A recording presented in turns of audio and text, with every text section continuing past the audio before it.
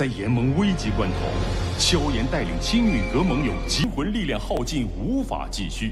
萧炎临危请命，独云山派出弟子，将代表皇室驻扎云岚，竟能否成功化解冰河谷危机？ Thời gian qua đi, không lâu sau, Tiêu Viêm bây giờ đã cùng với tất cả mọi người đứng trước không gian trùng động.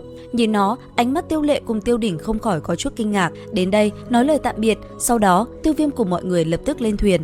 Cứ thế, thân hình Tiêu Viêm cùng Thải Lân và Tiêu Tiêu thêm mấy người thiên hỏa tôn giả lập tức hướng vào bên trong không gian trùng động rồi biến mất.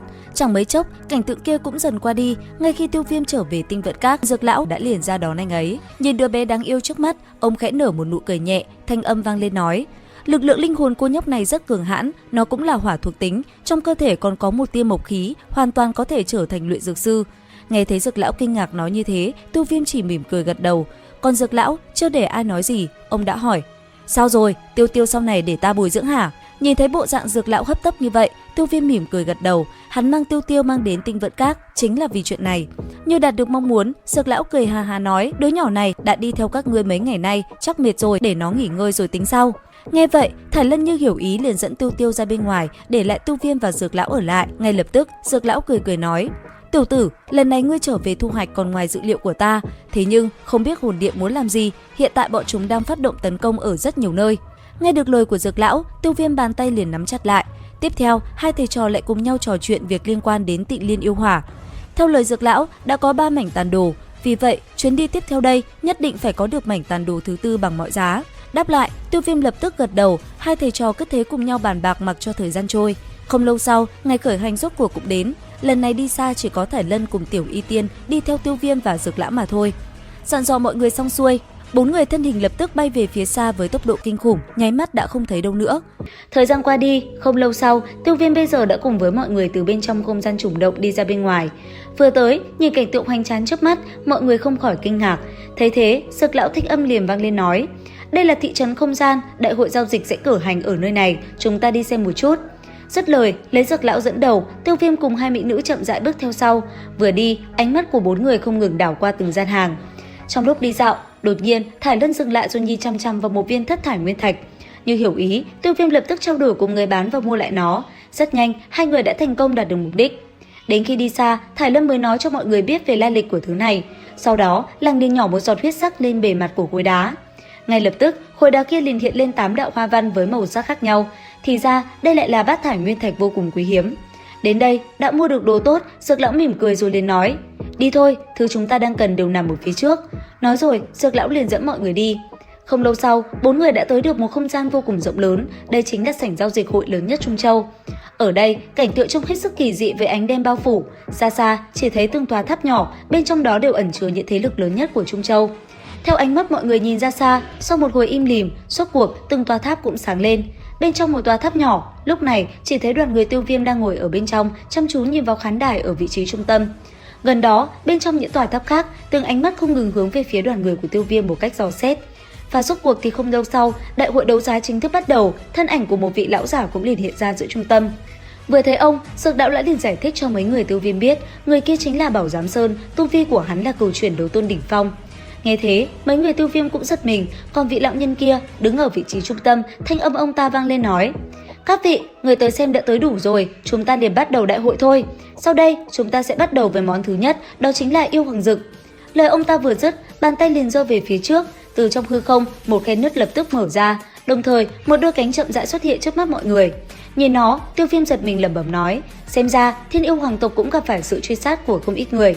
Suy nghĩ anh ấy vừa dứt thì phía dưới, người chủ trì buổi đấu giá đã nói cho toàn bộ người xung quanh biết về công dụng và giá khởi điểm của nó. Đến đây ở xung quanh, mọi người đều rơi vào yên lặng. Nháy mắt sau, một tên lục tinh đấu tôn đã ra giá và liền thành công. Tiếp theo, món bảo vật thứ hai chính là kim cương lưu ly thể, sơ cấp thiên giai đấu kỹ. Nghe đến công pháp, nó lập tức hấp dẫn Tiêu Viêm. Xung quanh có không ít người cũng động tâm, họ lập tức ra giá và bắt đầu một màn đấu giá sôi động. Đến khi kết thúc, lại có một người nữa thành công.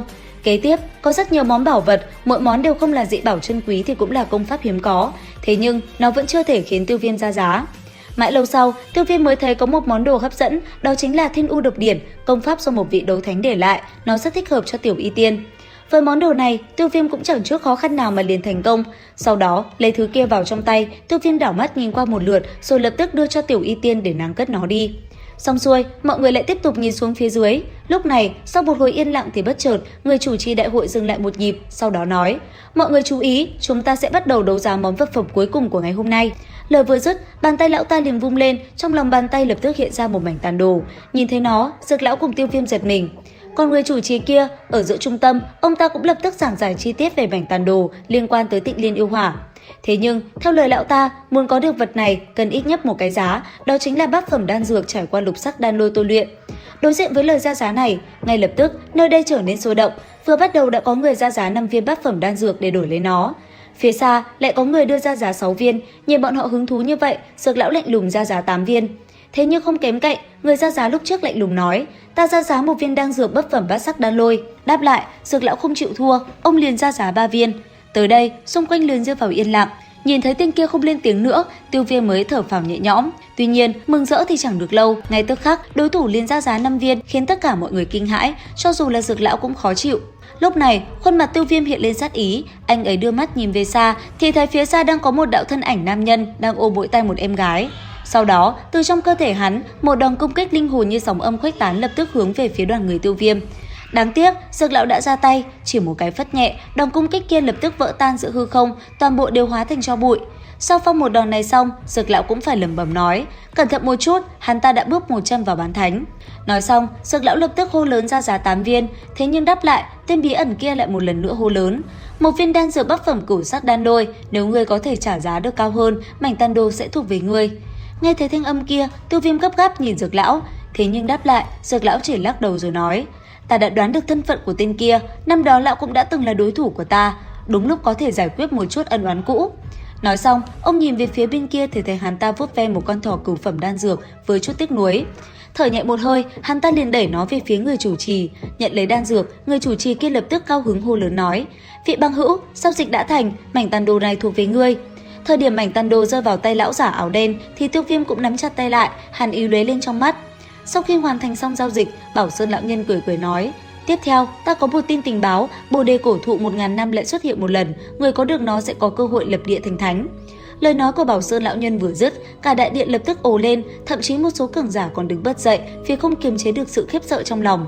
Thấy mọi người xôn xao, Bảo Sơn lão nhân liền cười cười rồi nói tiếp: "Theo tin ta nhận được, nơi Bồ đề cổ thụ xuất hiện nằm trong mãng hoang cổ vực, đó là cấm địa cổ xưa và nguy hiểm nhất của đấu khí đại lục."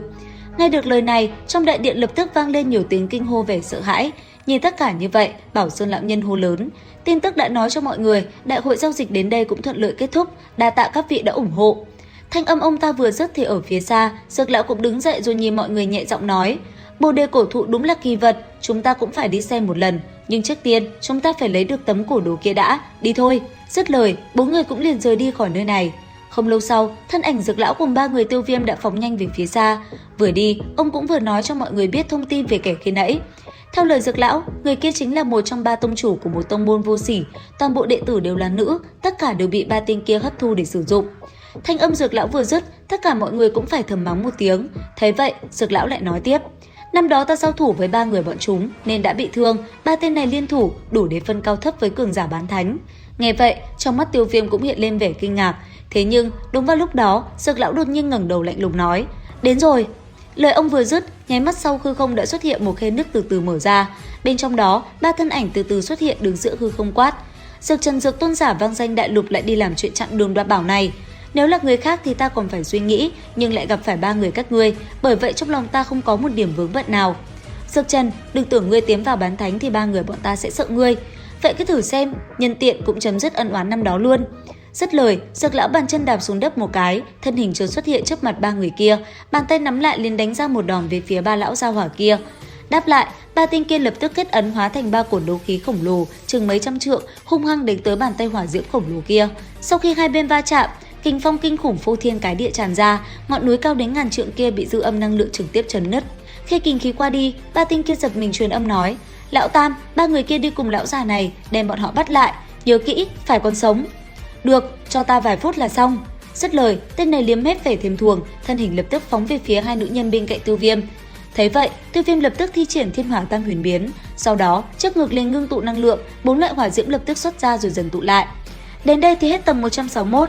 Liệu rằng tập 162 sẽ còn gì hấp dẫn? Theo dõi kênh YouTube Review 5 phút để biết thêm chi tiết các bạn nhé. Xin chào và hẹn gặp lại!